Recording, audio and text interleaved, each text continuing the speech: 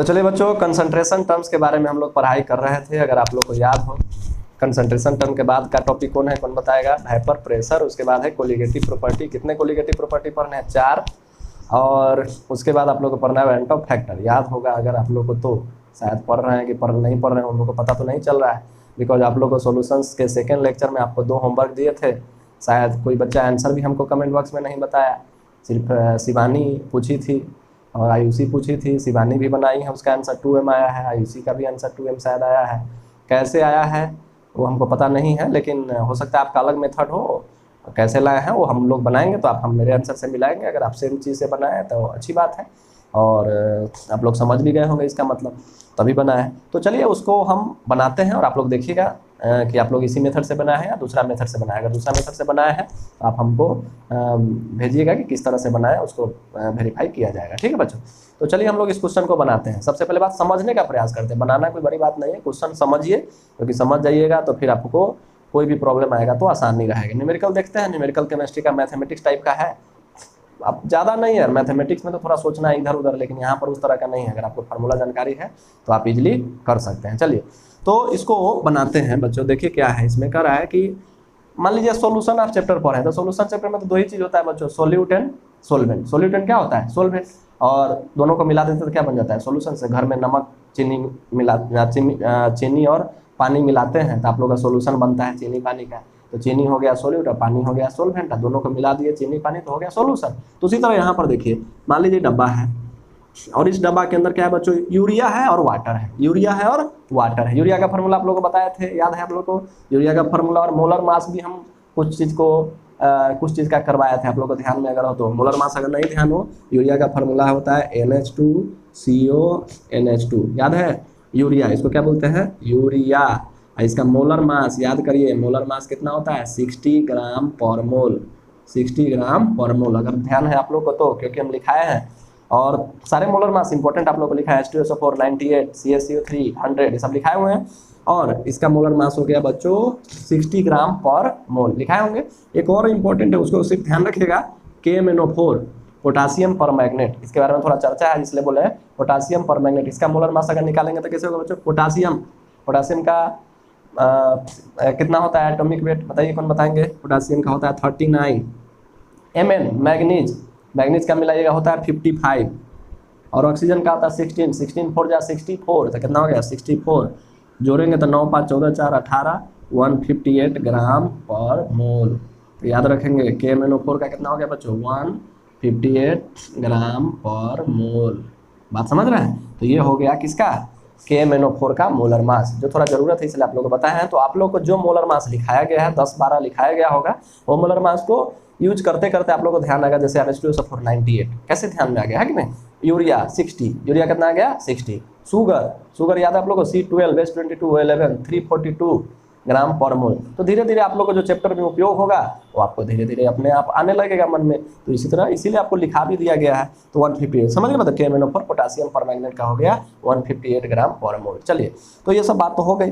अब हम लोग देखते हैं बच्चों, यूरिया का फार्मूला भी जान गए, उसका मोलर मास भी जान गए। अब देखिए, ये तो सॉल्यूशन है। डब्बा के अंदर तो सॉल्यूशन ना होता है, सोल्यूट भी होता है और सोल्वेंट भी होता है। इसके अंदर में क्या है बच्चों? यूरिया भी है और वाटर भी है।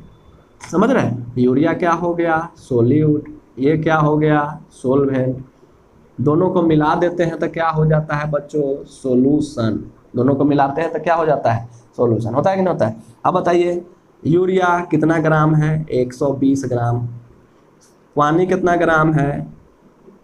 1000 ग्राम। तो टोटल सॉल्यूशन कितना हो गया बच्चों? 1120 ग्राम।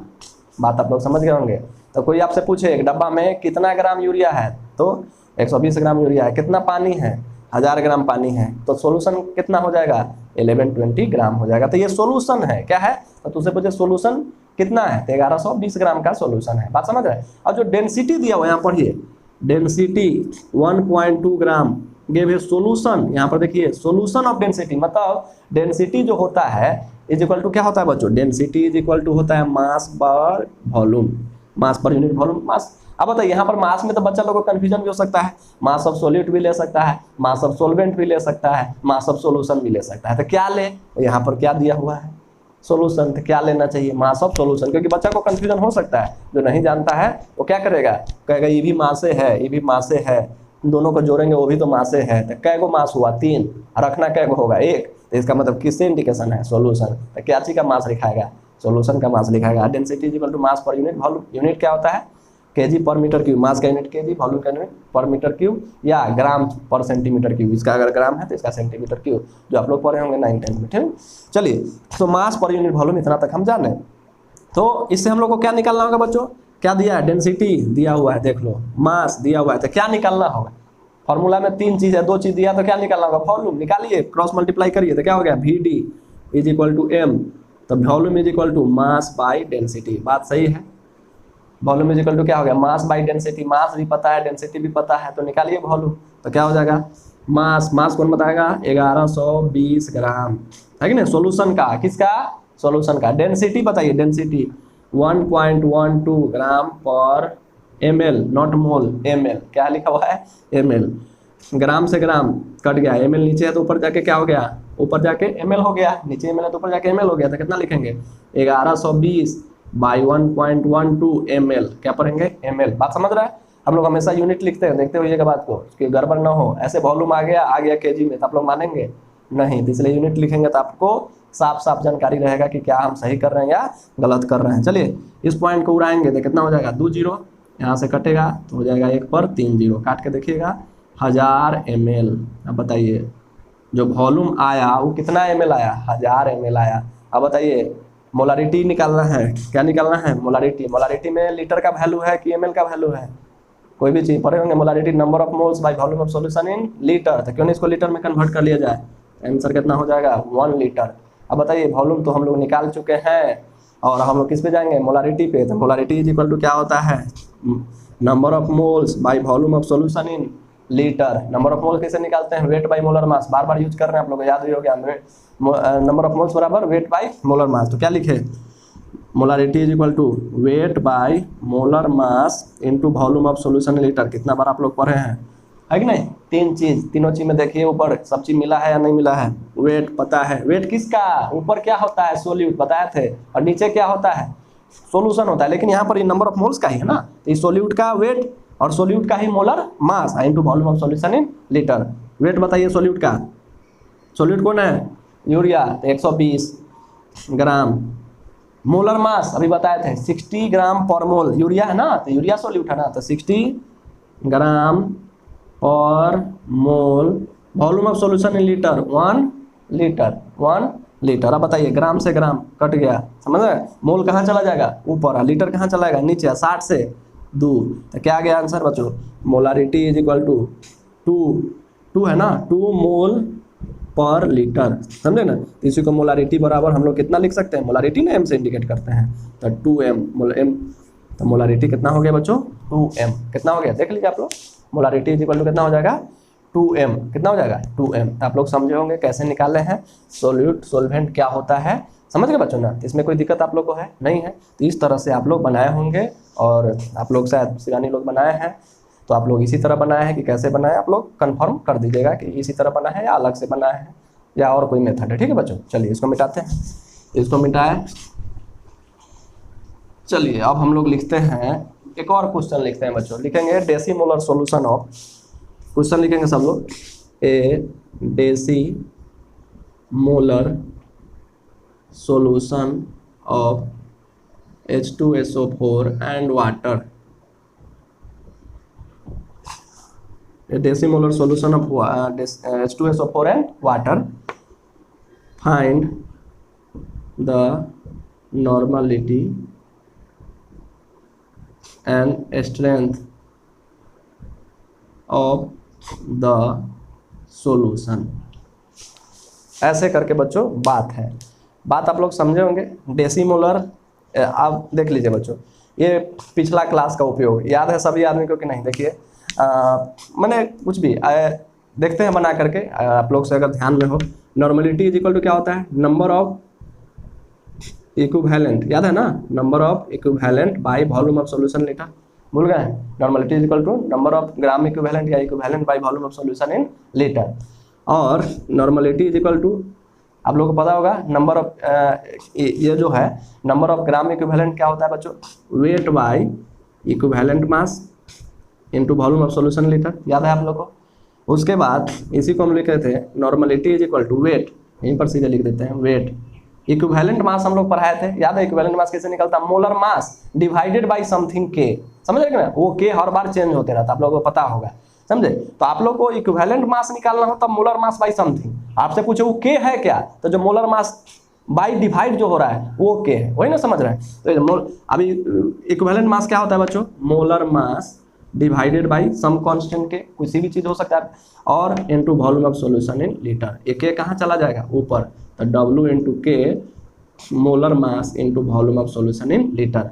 और इस पूरा को बच्चों क्या बोलते हैं, W अभी ना लिखे थे, W molar mass in volume in solution litre, क्या बोलते हैं, मोलारिटी, क्या बोलते हैं, मोलारिटी। तो molarity into K, molarity into K, तो हम लिख सकते हैं normality is equal to molarity into के।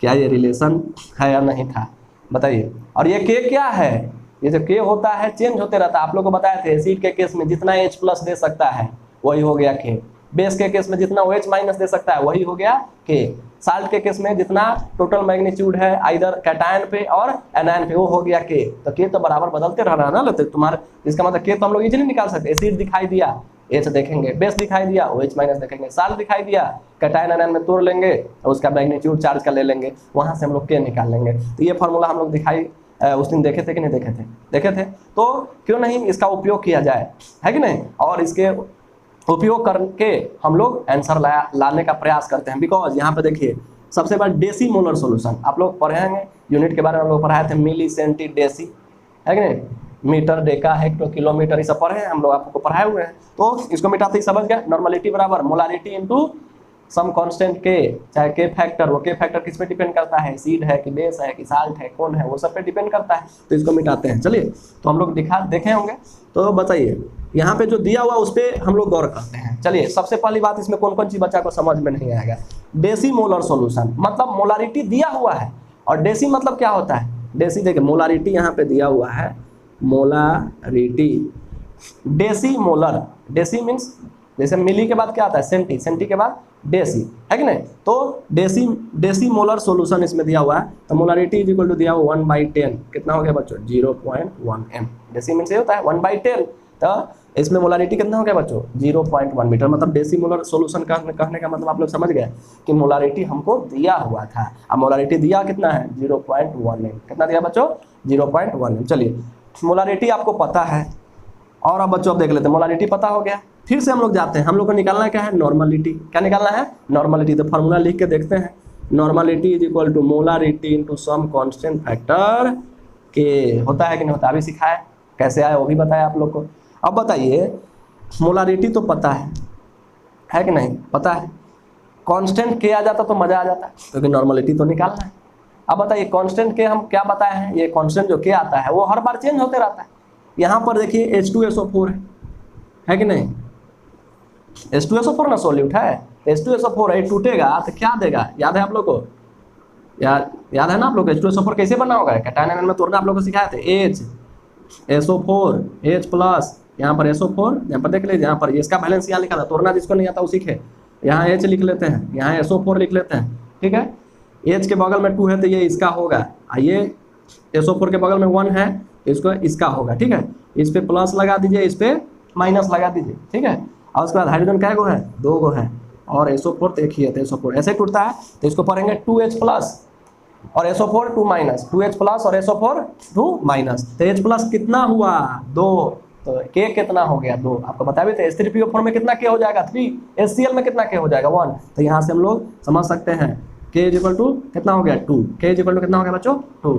अब बताइए मोलारिटी पता ही है, K पता ही है, नॉर्मलिटी नहीं निकलेगा, तो क्या हो जाएगा normality is equal to, molarity कितना है बच्चों 0.1 इंटू K कितना हो गया 2, कितना हो गया 2, तो normality is equal to, normality is equal to कितना हो गया 0.2, कितना हो गया बच्चों 0.2। नॉर्मलिटी का यूनिट इक्विवेलेंट पर लीटर, इक्विवेलेंट पर लीटर, तो इक्विवेलेंट पर लीटर होता है कि नहीं होता है, ये बोल सकते हैं। किताब में कभी कभी लिखा रहता है, इसको 0.2 को अगर करेंगे तो 0.2 इसको उड़ाएंगे तो यहाँ पे 10 5 तो किताब में कभी कभी लिखा रहता है n/5। कितना लिखा रहता है बच्चों? इक्विवेलेंट पर लीटर को क्या बोलते हैं? n से बड़ा n से इंडिकेट करते हैं। तो एक किताब में कभी 0.2 इक्विवेलेंट पर लीटर भी दे सकता है, 0.2 को कन्वर्ट किए तो 1/5, तो इसका मतलब n/5 नॉर्मलिटी हो गया। क्या होगा बच्चों? n/5 normality. लिखा है, सब आदमी सीखे कि नहीं?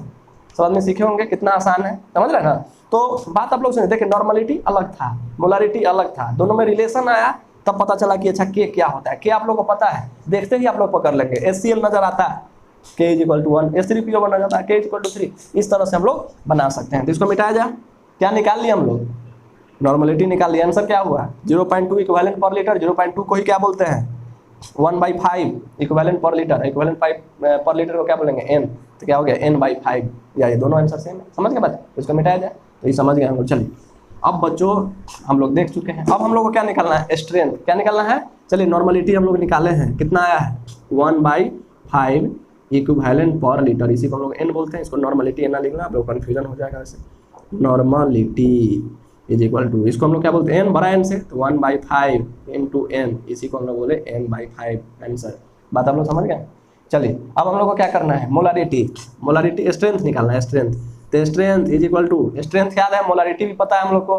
तो स्ट्रेंथ = क्या होता है? Molarity into molar mass. Molar mass याद है आप लोग को?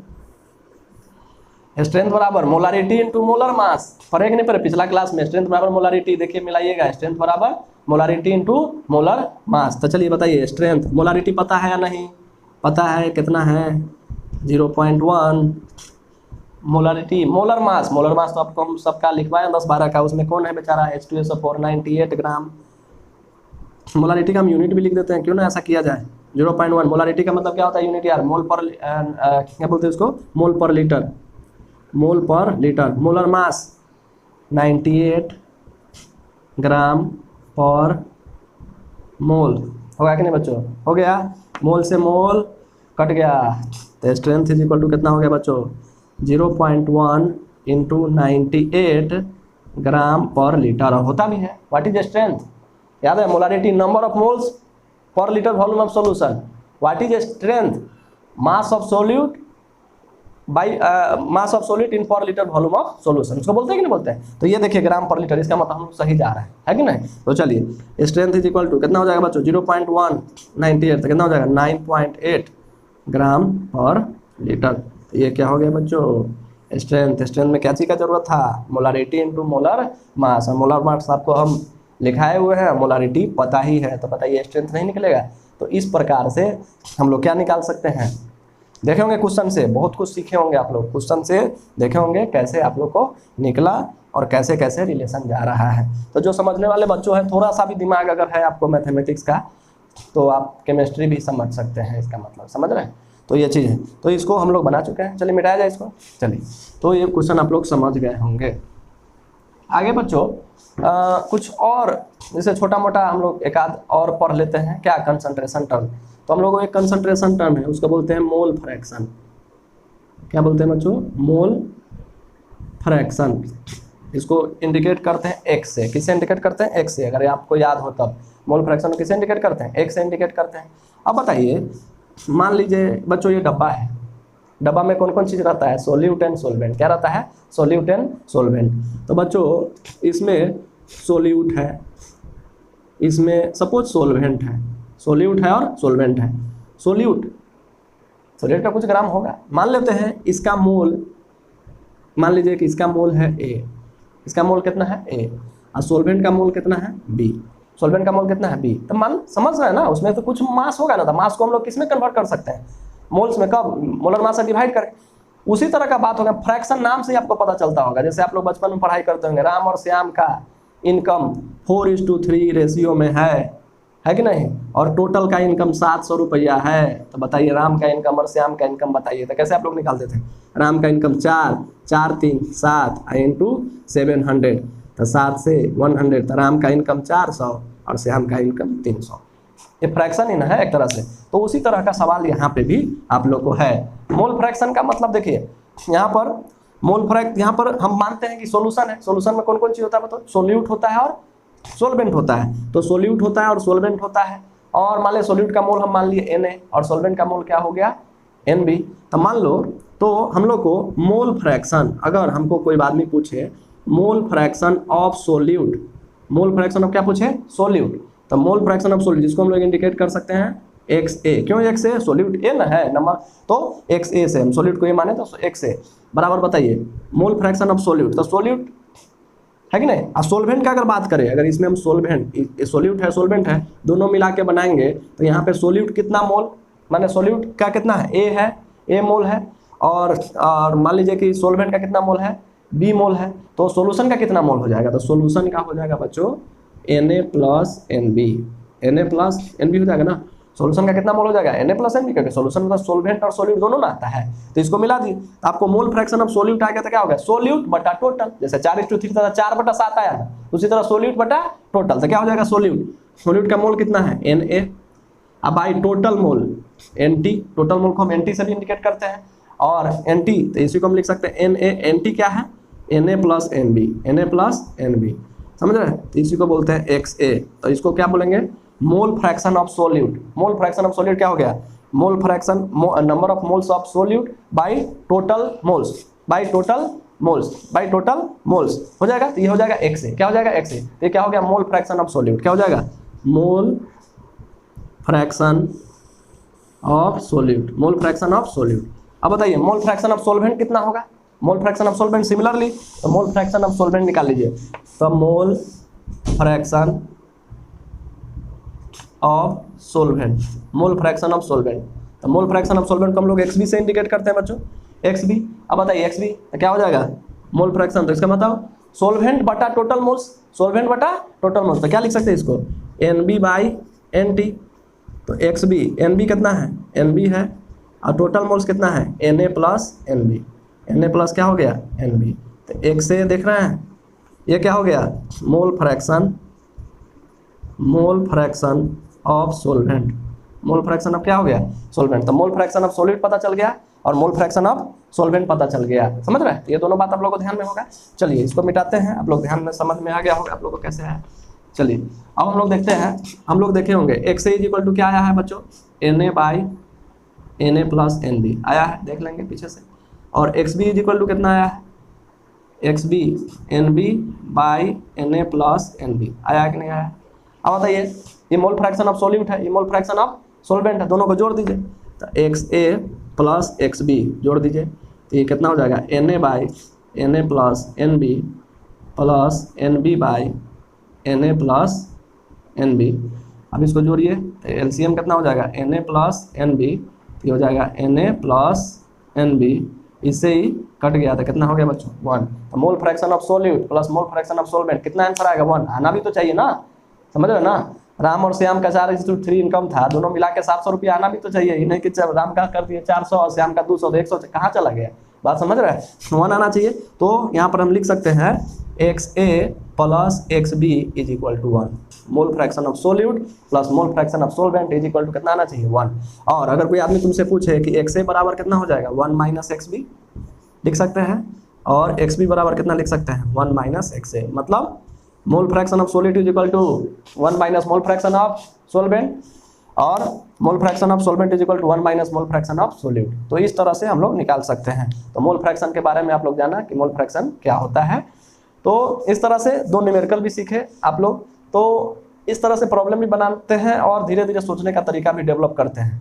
अगर आप लोग थोड़ा मेहनत कीजिएगा तो डेवलप हो सकता है, बहुत में है क्षमता, लेकिन वो इस्तेमाल नहीं कर रहे हैं, तो थोड़ा सा इस्तेमाल करिए। मेरा बच्चा सब काफ़ी अच्छा है पढ़ाई में इस बार का, तो थोड़ा सा आप अच्छा रिजल्ट दे सकते हैं अगर थोड़ा भी इंटरेस्ट आपको डेवलप। बिहार बोर्ड में अगर न्यूमेरिकल बना दिए तो समझिएगा काफ़ी अच्छा बच्चा है, आपको नंबर बहुत अच्छा देता है अगर न्यूमेरिकल अगर बनाते हैं। थ्योरी तो अधिकतर बच्चा जो नहीं भी पढ़ता वो जाके थ्योरी कुछ कुछ लिखते रहता है, तो वैसे नहीं होता है, आप न्यूमेरिकल बनाइए। चलिए ठीक है बच्चों, तो आप लोग फिर से पढ़ाई करते रहिए। कंसंट्रेशन टर्म का लास्ट लेक्चर होगा अगला क्लास में लगभग, तो उसका करेंगे और उससे रिलेटेड न्यूमेरिकल करेंगे, उसके बाद कंसंट्रेशन टर्म ओवर हो जाएगा। चलिए तो धन्यवाद, घर पे पढ़ते रहिए अच्छे से, ठीक है बच्चों।